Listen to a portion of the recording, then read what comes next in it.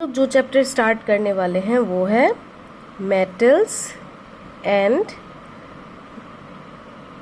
Non metals. ठीक है, तो आप लोग सभी को पता है कि इस नेचर में बहुत सारे सब्सटेंस होते हैं, बहुत सारे मतलब वो कई तरह के सब्सटेंस होते हैं। तो उन्हीं सब्सटेंस को हम लोग दो हिस्से में डिवाइड कर सकते हैं। एक हो गया नेचुरल सब्सटेंस, दूसरा हो गया आर्टिफिशियल। ठीक है, अब ये नेचुरल सब्सटेंस क्या होता है? ये नेचुरल सब्सटेंस वो सब्सटेंस होता है जो आपको नेचुरली मिलेगा, मतलब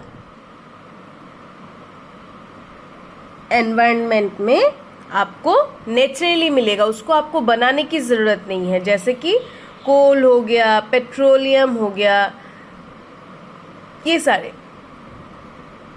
ठीक है, और आर्टिफिशियल सब्सटेंस मतलब जो आपको बनाना पड़ेगा, which has to be man made. Clear? अब इस नेचुरल सब्सटेंस को दो भाग में डिवाइड किया जा सकता है। एक है मेटल्स, दूसरा है नॉन मेटल्स। तो इसके बारे में, इन दो चीजों के बारे में हम इस चैप्टर में पढ़ेंगे। ठीक है, तो सबसे पहले थोड़ा सा हम लोग ब्रीफ हिस्ट्री इसके बारे में पता कर लेते हैं। Brief history in the sense आप लोगों को क्या क्या चीजें पता है, आप लोगों ने क्या क्या चीजें पहले के क्लासेस में पढ़ी है। जैसे कि आप लोगों को पता है मैटर क्या है। What is matter? Matter is anything that occupies space and has mass, है कि नहीं? फिर डेल्टन, जॉन डेल्टन, जे डेल्टन नाम के एक साइंटिस्ट ने ये निकाला कि इस मैटर के सबसे स्मॉलेस्ट पार्टिकल को हम एटॉम बोलते हैं। ठीक है, पर कुछ ही साल बाद नेल बोर नाम के एक साइंटिस्ट ने निकाला कि no, atom is not the smallest particle. Atom को भी टुकड़ों में बांटा जा सकता है। एटम के भी स्मॉलेस्ट पार्ट होते हैं। ठीक है, और उसने ये फंडा डाला था कि एटम का स्ट्रक्चर कैसा होता है। मान लो ये एक एटम है, atom is the smallest particle of matter. ये अंदर से कैसा दिखता है पता है? ये बीच में एक बॉल साइज होता है, उसके चारों तरफ इस तरीके के पाथ होते हैं, सर्कल्स होते हैं। ये बीच वाले को हम लोग न्यूक्लियस बोलते हैं, और इनसाइड के जो पाथ है इनको हम ऑर्बिट्स बोलते हैं। क्लियर? तो ये बीच वाले पाथ में क्या होता है? न्यूट्रॉन नाम का एक पार्टिकल होता है अलोंग विथ प्रोटॉन।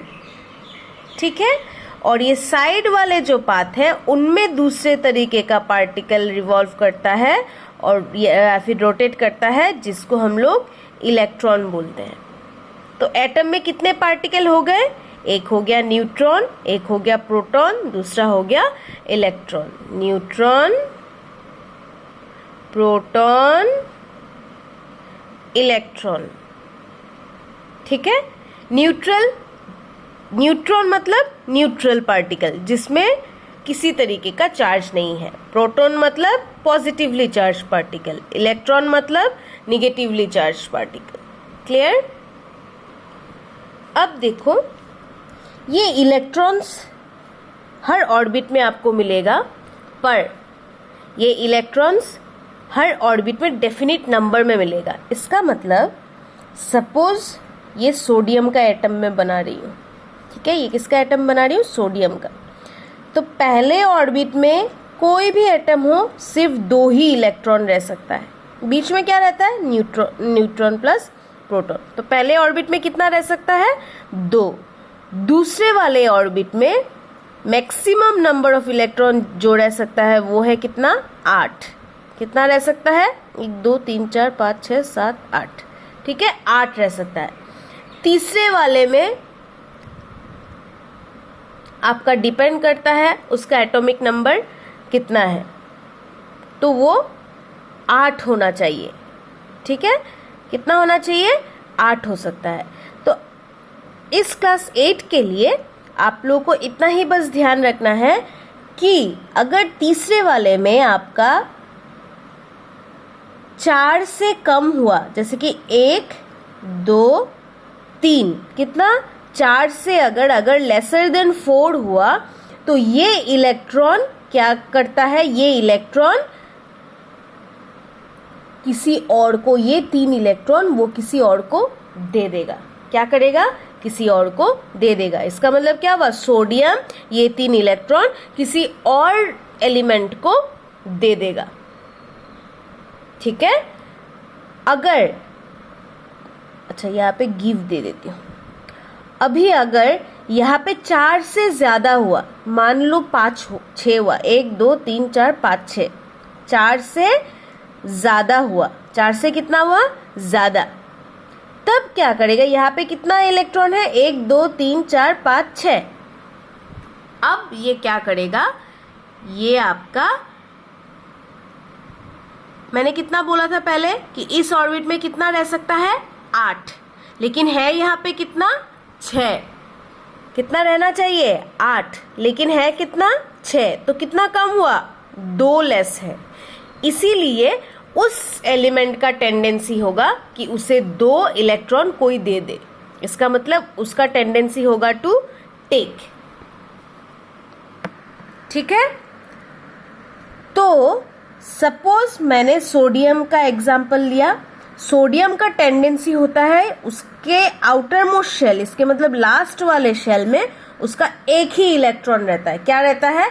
एक ही इलेक्ट्रॉन। आपको इस एग्जाम्पल में सोडियम भूल जाओ, जस्ट मैं ये एक एग्जाम्पल दे रही थी। अब मैं बताती हूँ कि मान लो सोडियम को हमने लिया, हमें पता है कि उसके इस लास्ट शेल में एक इलेक्ट्रॉन रहता है। ये 4 से ज्यादा है या कम है? 4 से कम है। इसीलिए उसका टेंडेंसी क्या होगा? To give. ये किसी और को अपना ये एक इलेक्ट्रॉन दे देगा। ठीक है, मान लो अभी क्लोरीन का एग्जाम्पल लिया। क्लोरीन के लास्ट शेल में, इस वाले शेल में 7 इलेक्ट्रॉन होते हैं। कितने इलेक्ट्रॉन होते हैं? 7। ये सारे आप लोगों को क्लास 9 में अच्छे से समझ में आएगा। अब जस्ट बेसिक फंडा समझ लो। ठीक है, मान लो 7 इलेक्ट्रॉन है। अब ये 7 इलेक्ट्रॉन 8 से कम है या 4 से कम है या ज्यादा है? 4 से ज्यादा है। कितना है? 7 है। और हमें यहाँ चाहिए कितना? 8, लेकिन है कितना? 7। तो कितना? 8 होने के लिए कितना एक्स्ट्रा चाहिए? 1 एक्स्ट्रा चाहिए। तो क्लोरीन का टेंडेंसी हमेशा लेने का रहेगा। कितना लेना चाहेगा वो? 1 लेना चाहेगा। ये सोडियम ने कितना देना चाहा? 1 देना चाहा, है कि नहीं? तो अभी ये जगह में मेन है, जो एलिमेंट, जो एटम अपने से एक इलेक्ट्रॉन दे देता है, इसका मतलब जो एटम अपने से एक इलेक्ट्रॉन दे देता है, गिव करता है, गिव टू अदर्स, उसे हम लोग पॉजिटिव बोलते हैं। क्या बोलते हैं? पॉजिटिव बोलते हैं। पॉजिटिव क्या? वो आयन बन जाता है, तब तक वो एटम नहीं रहता। ठीक है, जैसे कि sodium, sodium is an element और उसका हमने एक एटॉम लिया। अब ये एटॉम जब एक इलेक्ट्रॉन दे देगा, वो क्या हो जाएगा? पॉजिटिव सोडियम आयन हो जाएगा। क्या हो जाएगा? पॉजिटिव सोडियम आयन हो जाएगा। पर क्लोरीन के केस में, क्लोरीन ने क्या किया था? उसने दिया था या लिया था? उसको एक चाहिए। ठीक है, उसको एक चाहिए। ये क्यों चाहिए? ये मेन रीजन है। ये आउटर मोस्ट शेल जब तक 8 नहीं होता, आउटर मोस्ट शेल में जब तक 8 इलेक्ट्रॉन्स कंप्लीटली नहीं होते, तब तक वो एलिमेंट, तब तक वो एटॉम स्टेबल नहीं हो पाता। आउटर मोस्ट शेल में हमेशा 8 इलेक्ट्रॉन होने चाहिए। ठीक है, तो क्लोरीन का कितना है 7 है, उसको 8 बनाना है, उसको कितना चाहिए 1 चाहिए, तो वो किसी और से ले लेगा। और जब कोई लेता है उसके अगेंस्ट माइनस साइन लग जाता है, माइनस क्लोरीन का सिंबल लग जाएगा या फिर Cl माइनस लग जाएगा, यहाँ पे Na प्लस लग जाएगा। और ये माइनस प्लस डिपेंड करता है कितना उससे दिया या फिर कितना उसने लिया। जैसे कि मैग्नीशियम, उसके आगे एक प्लस नहीं लगेगा। मैग्नीशियम स्टेबल होने के लिए दे देता है अपना इलेक्ट्रॉन, पर कितना देता है 2 देता है। और ये सब चीजें आप लोग को क्लियरली क्लास 9 के चैप्टर नंबर 3 में मिलेगा। अभी जस्ट इतना याद रखना कि जब कभी भी कोई एलिमेंट या फिर कोई एटम अपने से इलेक्ट्रॉन, ये इलेक्ट्रॉन का सिंबल मैं दे रही हूं, इलेक्ट्रॉन अगर दे देता है तो उसे हम लोग क्या बोलते हैं, उसे हम लोग बोलते हैं पॉजिटिव आयन। क्या बोलते हैं, पॉजिटिव आयन। जब कभी इलेक्ट्रॉन ले लेता है किसी से, अगर उधारी में इलेक्ट्रॉन ले लेगा, तब उसे हम लोग निगेटिव आयन बोलेंगे। क्लियर? तो मेरा आपको इतना कुछ लेना देना समझाने का मेन रीजन यही था कि ये जो नेचुरल सब्सटेंस जिनको हमने मेटल एंड नॉन मेटल में डिस्ट्रीब्यूट किया था ना, उनको हम इस लेने देने से क्लासिफाई कर सकते हैं कि कौन मेटल है कौन नॉन मेटल है, इसके हिसाब से हम बता सकते हैं। तो मेटल वो सब्सटेंस होते हैं जो इलेक्ट्रॉन्स दे देते हैं, जो इलेक्ट्रॉन्स दे देते हैं, लूज कर लेते हैं। तो इसका मतलब वो किस तरीके के आयन बनेंगे, इसका मतलब वो पॉजिटिव आयन बनेंगे। और non metal to lose electron में लिख देती हूँ, और नॉन मेटल मतलब टू गेन इलेक्ट्रॉन। तो गेन जो कर रहा है वो किस तरीके का आयन बनेगा, निगेटिव आयन बनेगा। क्लियर? तो इस तरीके से हम लोग मेटल और नॉन मेटल को डिफरेंशिएट कर सकते हैं, सिर्फ ये जान के कि वो इलेक्ट्रॉन लूज कर रहा है या फिर गेन कर रहा है।